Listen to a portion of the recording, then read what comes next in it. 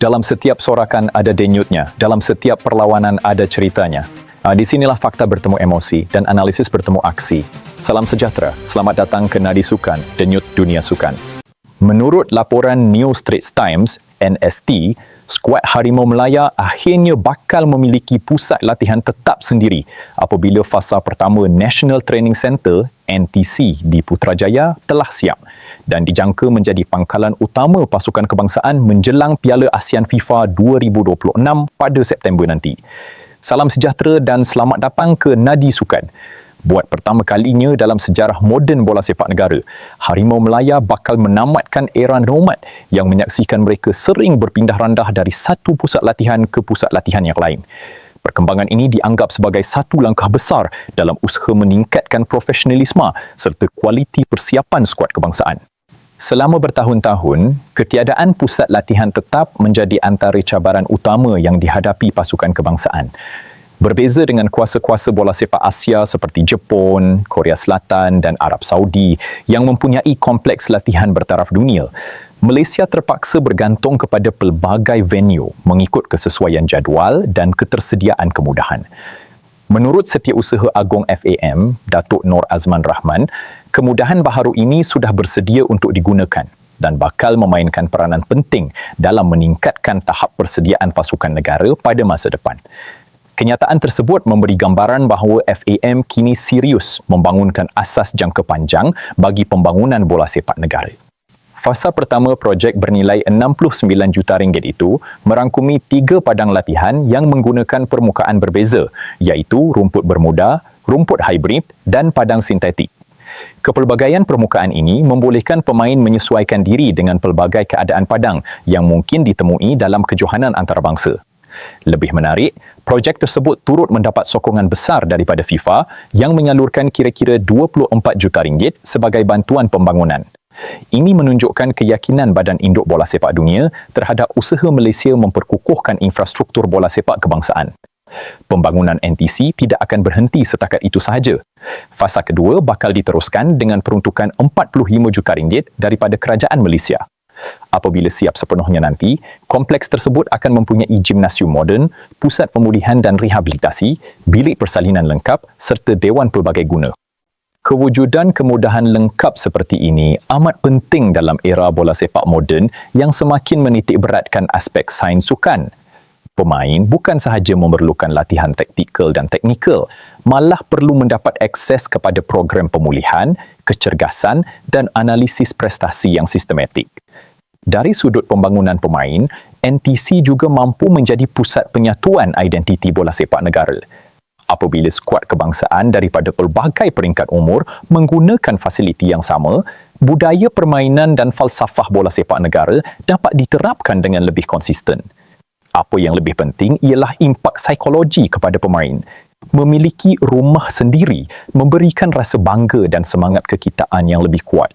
Pemain akan merasakan mereka mewakili sebuah sistem yang tersusun dan profesional, bukannya sekadar berkumpul untuk kem latihan singkat sebelum sesuatu kejohanan.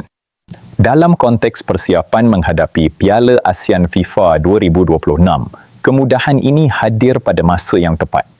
Harimau Melaya sedang melalui fasa pembentukan semula dengan pelbagai perubahan dari segi pengurusan, struktur pasukan dan hala tuju pembangunan. Kehadiran NTC boleh menjadi simbol kebangkitan baharu bola sepak negara. Selain skuad senior, pusat latihan ini juga berpotensi memberi manfaat kepada pasukan bawah 23 tahun, bawah 20 tahun dan bawah 17 tahun negara. Ini bermakna pelaburan yang dilakukan bukan sekadar untuk kejayaan jangka pendek, tetapi turut menyokong pembangunan generasi masa depan. Jika diurus dengan baik, NTC boleh menjadi antara legasi paling penting dalam sejarah FAM.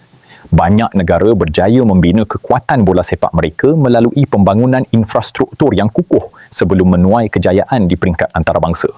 Sudut menarik yang perlu diperhatikan ialah bagaimana FAM akan memanfaatkan sepenuhnya kemudahan ini selepas ia mula beroperasi. Infrastruktur yang hebat sahaja tidak mencukupi tanpa program pembangunan yang jelas, tenaga pakar berkualiti serta perancangan jangka panjang yang konsisten. Peminat bola sepak Malaysia pastinya berharap pusat latihan ini menjadi titik permulaan kepada era baharu Harimau Malaya. Dengan kemudahan bertaraf antarabangsa, tiada lagi alasan untuk pasukan negara ketinggalan dari aspek persiapan berbanding pencabar serantau. Selain aspek kemudahan fizikal, kewujudan NTC juga boleh membantu membentuk identiti permainan Harimau Malaya yang lebih jelas. Selama ini, pertukaran lokasi latihan dan kekangan masa menyebabkan jurulatih sukar menerapkan falsafah permainan secara menyeluruh.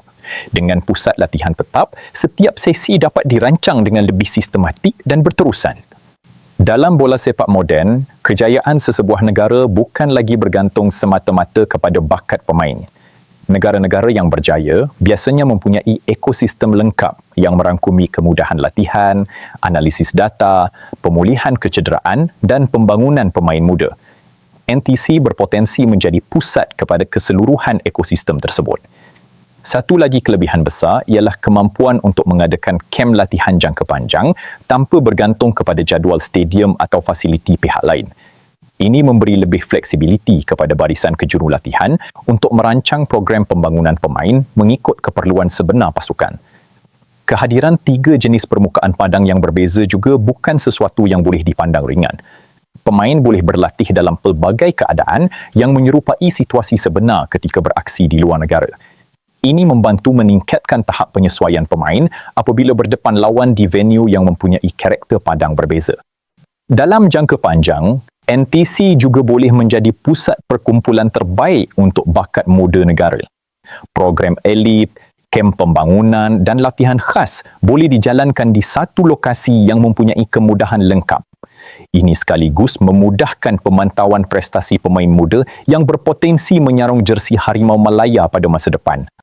Dari sudut imej pula, pusat latihan kebangsaan bertaraf antarabangsa mampu meningkatkan reputasi Malaysia di mata dunia bola sepak.